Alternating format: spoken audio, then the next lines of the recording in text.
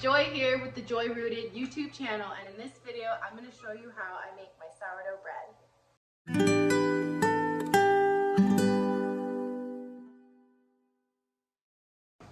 So my sourdough starter has been sitting in the fridge now for a few days since the last time I fed it, and first thing we got to do is feed it again so that we can get it activated and lively.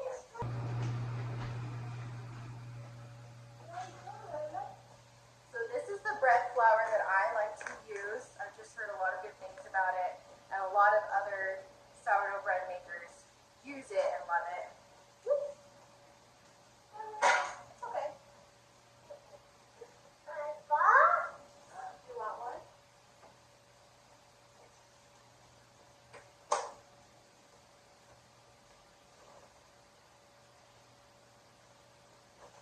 And then you need to use filtered water when you feed your starter. You don't want to just pour water out of the sink for various reasons. So we have a Brita filter, or bottled water will work as well. Are you going to help me? Yeah. Okay. So we're going to stir it up. I like to help. Okay. Good job. Okay, now mommy's turn. Okay. Now I kind of need a lot of starter, so I'm just going to take out a little bit. Hang on, watch mommy. Watch. Watch mommy. Yeah. Watch mommy. Let me put it, watch Logan. Watch me. Okay, now watch mommy. We're going to pour it down the drain a little bit. Woo, not all of it. That's good. That's good.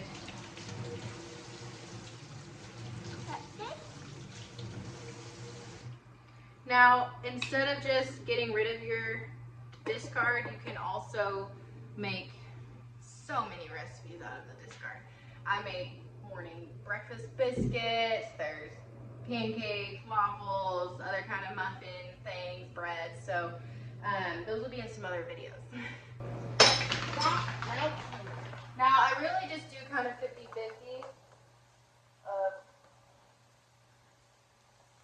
the bread flour and the water. Don't roll. Don't roll, Mom. Don't roll, Mom. So it'll look like this. Don't roll, Mom. Don't roll. Yeah, don't fall.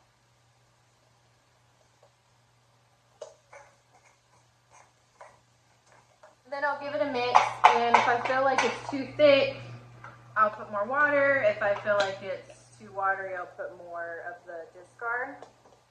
I'm actually going to do a little bit more of both. Don't roll, Mom. Okay. Don't roll, Mom. Like that.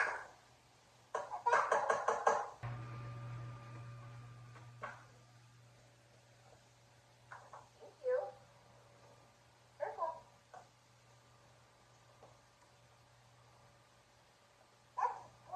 That's a spoon. Don't wipe it on you.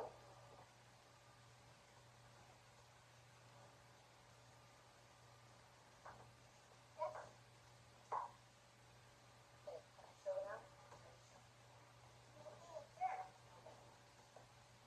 Let me show you what it looks like.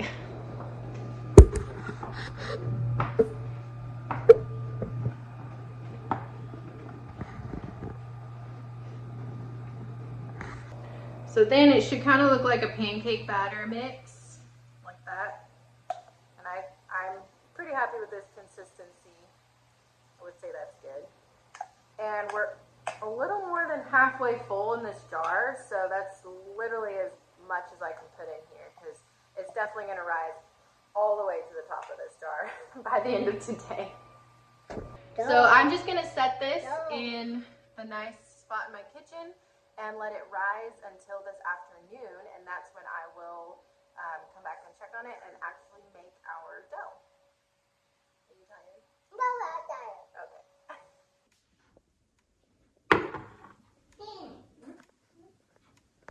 All right, you guys, well, I have had this sitting on the counter, and you can see it's nice and bubbly.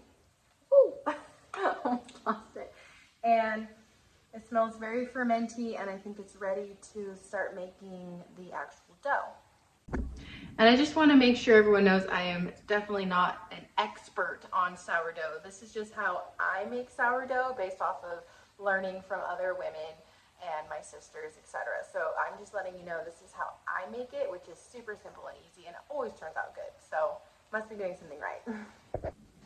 So this is all that I need to have is a little scale, and it needs to be able to do grams. That's how I measure in, is grams. And then you're going to want a glass bowl or ceramic bowl will work as well. You don't want to use a stainless steel bowl. For whatever reason, there's a chemical reaction that makes your bread really, really dry or dense or something. I'm sure someone knows. Then obviously you're going to need your bread flour and some salt, and then the filtered water. So, and it's actually better if it's not cold. It's better if it's room temperature. So I'm actually going to add a little bit of warm water to this. So I wanted to point out to you guys that I have this lovely handwritten instructions that actually one of my sisters wrote down for me because she started her sourdough journey before I did. And I literally just keep this hanging in my kitchen right here on this wall, and I refer to it every day because it tells me the steps to do just for whatever reason if I forget or not thinking. But I will put in the instructions and the exact recipe amounts that I use that I refer to in the description of this video so you guys can know what the heck you're doing. Okay, so you're going to put your bowl on your scale, turn it on, make sure it's in grams and make sure it's zeroed. And then you're going to actually put in your filtered water, and I do 375 grams.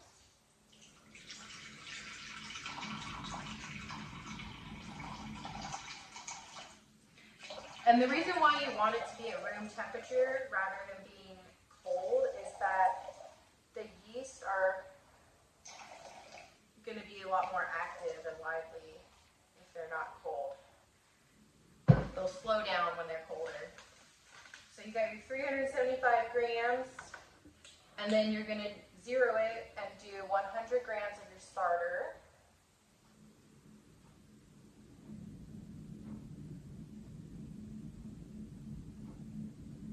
And you don't have to be like super perfect. If you're a little under or over, it's fine.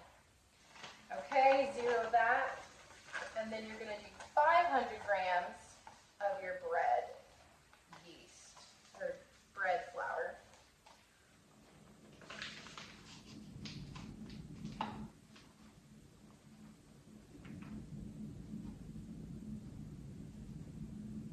And again, it doesn't have to be super ultra perfect. Just get it within a couple grams. You'll be just fine. Okay, and then the last thing I add is salt. And you're going to need about 12 grams. Just sprinkle that on. And that's it. So now, what we're going to do is make a raggy dough, or whatever it's called. I think it's called a ragged dough. But basically you just start putting your hand in there, and I kind of like do this little twisting action and make a ragged dough. You're just going to kind of gently fold it all together, get that yeast in there, or I keep saying yeast. It is yeast technically.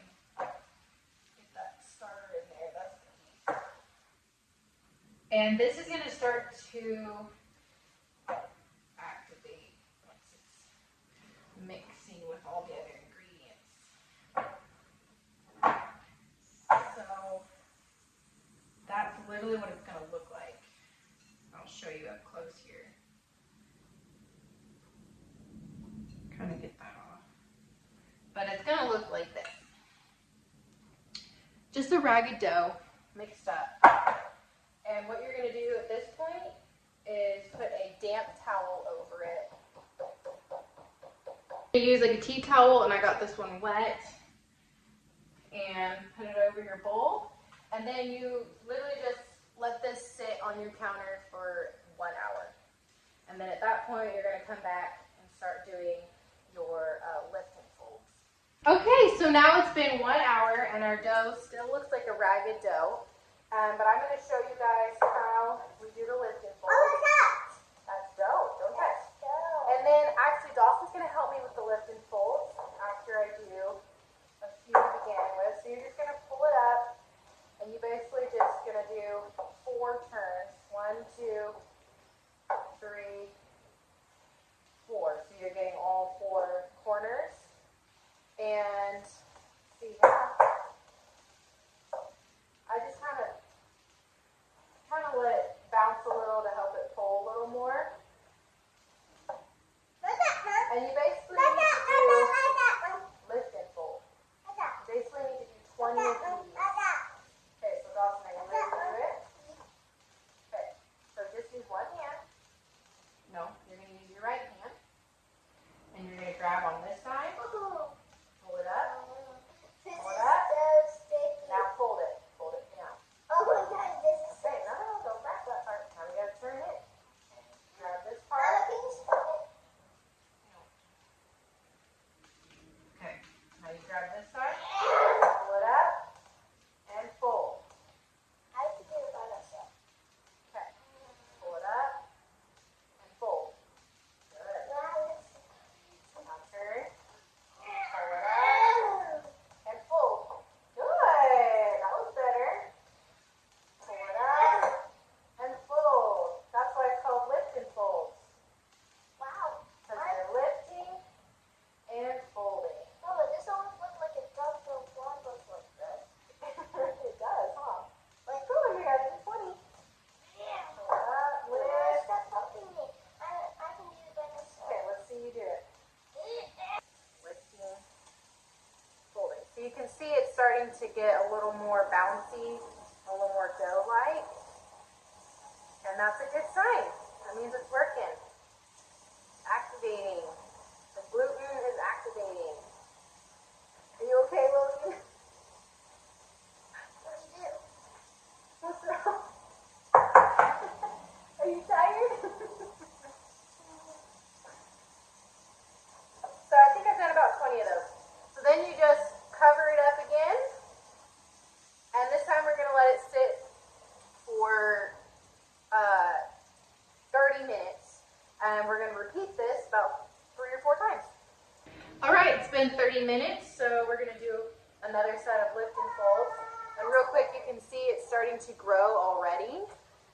Every time we come back to it, it should be kind of looking a little more smooth and growing. But basically, I'm just going to keep coming back to this every 30 minutes until I've done lift and folds 4 times.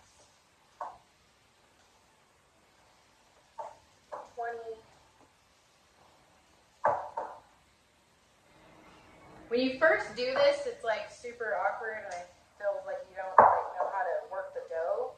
But after you've done it hundreds of times, you're like, okay, whatever. You can kind of just do it pretty easily. Now I can start to feel that I'm getting a little more pressure from it, like it's feeling a little more firm. So that's telling me that the gluten is activated. And I'm not really counting, but I think I've done 20, about 20-ish. And it's feeling really nice and smooth. So I'm going to end it right now. This is going to be my 4th and final lift and fold set. You can see the dough is super smooth and workable now compared to how we started out. And that's good. That's how you want it to look. So we're going to do 20 more of these. And then at this point, I'm just going to set a damp towel over the top of it and put it in a nice safe corner of my kitchen, on my kitchen counter, and you're just going to let it rise overnight. You're going to want to give it 8 to 12 hours to rise. So right now it's almost 8 o'clock. So by 8 a.m. tomorrow morning, I gotta be out here to do the next steps.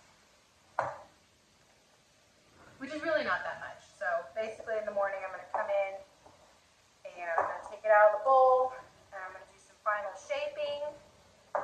And then at that point, I'm gonna put it in the fridge to cold proof, which is optional. You can do it for 3 hours or more if you want it to be more sourdough tasting. Which I kind of like it a little less sourdough tasting, a little more just bready. Stamped my towel again, make sure it stays wet all night. And I'm gonna put it in on the counter, and we'll be back in the morning.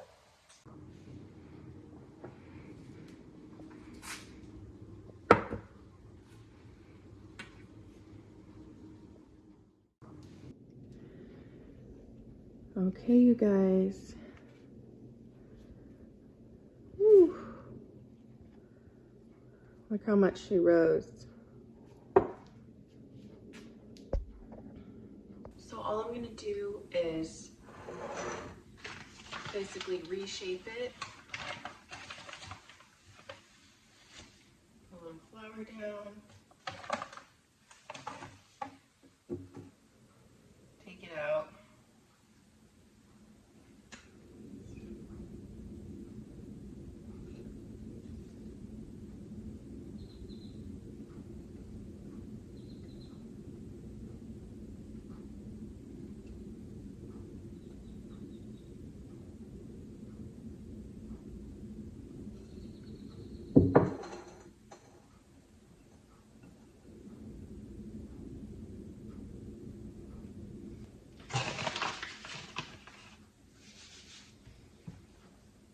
And you just kind of fold it like this.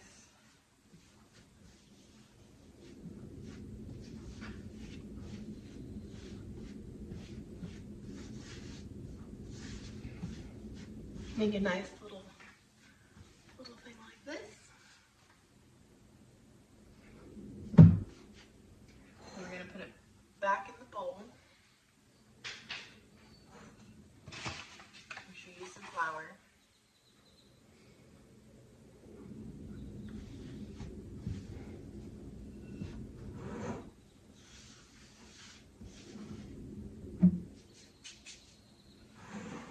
So it'll look like this when you put it back in the bowl.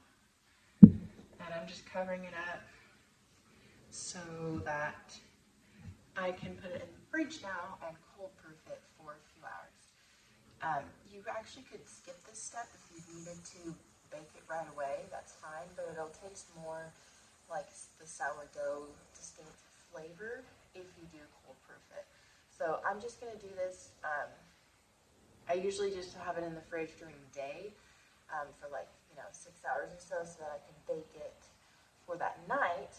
Or like this morning, I'm actually just gonna put it in the fridge for a couple hours, and then when the boys wake up, I'm gonna take it out of the fridge and we're gonna bake it so that we can have it with our breakfast.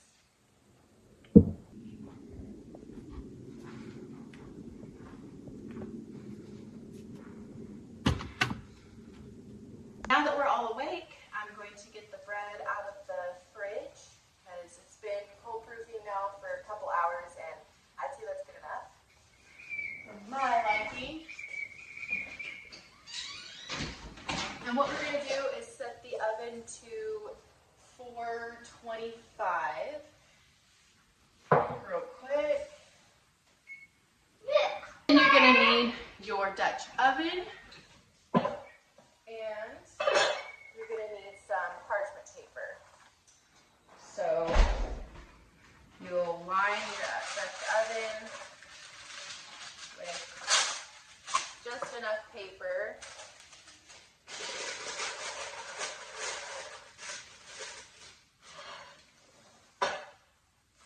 And then we're going to do a final shaping of the dough. So you're going to put down some flour so it doesn't stick to anything. Get your bread out.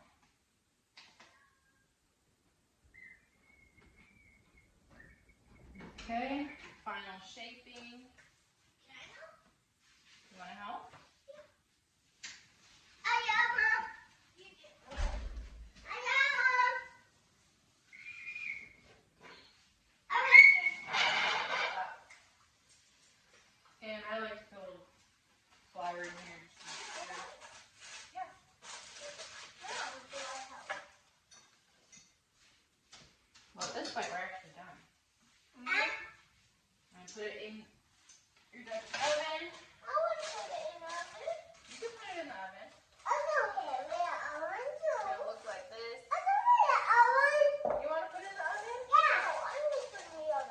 And then you're gonna take this little guy, which is a bread scorer, or whatever it's called, and you're just gonna do some little marks.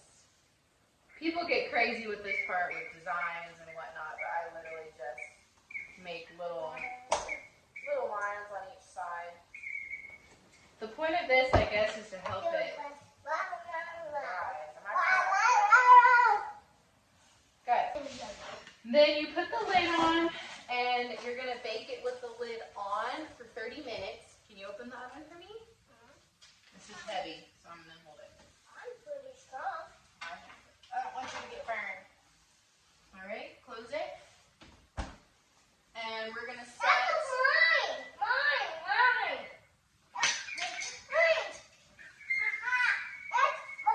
That's yours? Yeah. And we set the timer for 30 minutes. And then when the 30 minutes is up, we're just going to take the lid off.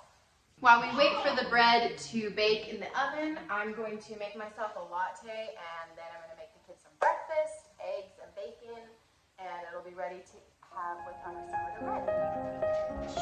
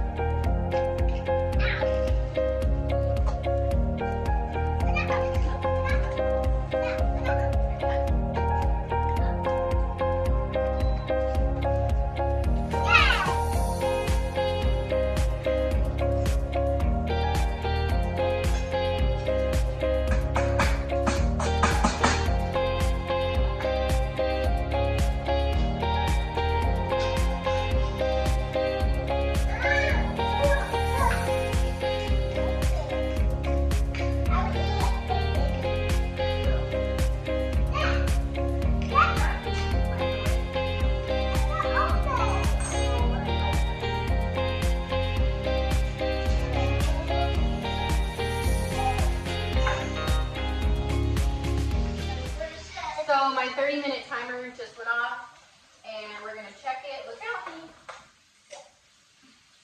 What's that? The bread. It's a bread. Don't touch. Don't touch. What's that? It's hot. What's that? That's the oven. What's that? We just take the lid off, and we do another 30 minutes. Ouch! Ouch! Yeah, that's out. You don't want to touch that.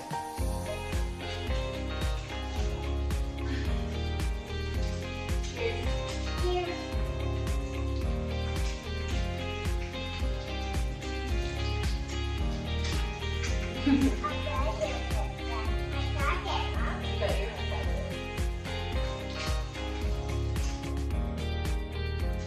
Good job.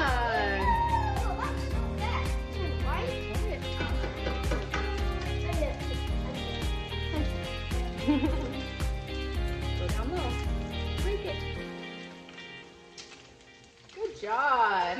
Wow, they turn white so fast, right, Mommy? You gotta keep the eggshells over here. They turn white so fast, right? Oh yeah, they do. So something that I always do is save the bacon grease. I don't know if anyone still does that. But we got quite a bit of grease here from our bacon, so we're gonna save it. Leave me alone.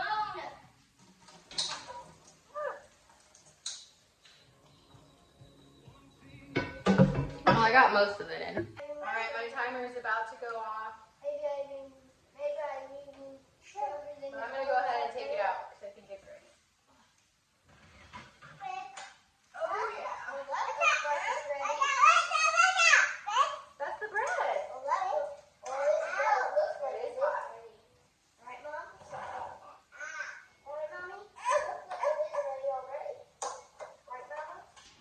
Alright, here's our loaf of sourdough bread. So it's definitely not perfect, but it smells delicious, and I'm excited to cut a slice into it. Alright, so let's get it good.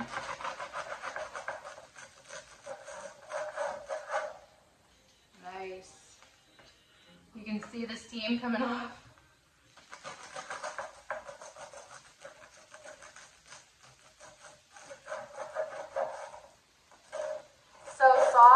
middle. Woo! That looks so good, you guys.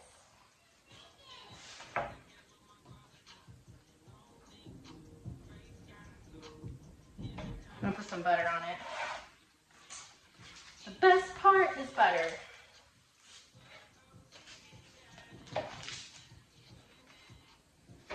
And of course some jam.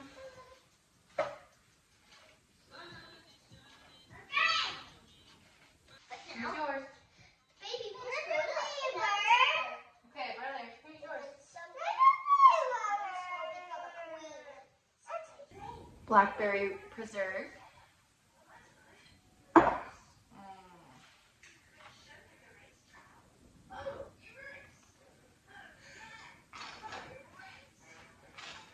Okay, this is looking freaking good.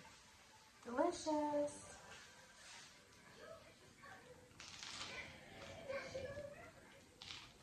Mmm.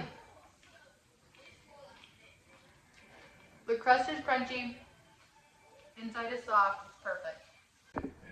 All right, and that's it. I'm gonna enjoy my breakfast with my sourdough toast, and we're gonna keep eating on this bread throughout the day and the next couple days, and I'll make another loaf. But that's pretty much it. That's how I make sourdough bread. And like I said, in the description will be the ingredients and the amounts, the recipe, the whole thing, so you guys can see exactly how I did it. Thank you for watching. Say like and subscribe. If you enjoyed this video, don't forget to like and subscribe so you don't miss what's next.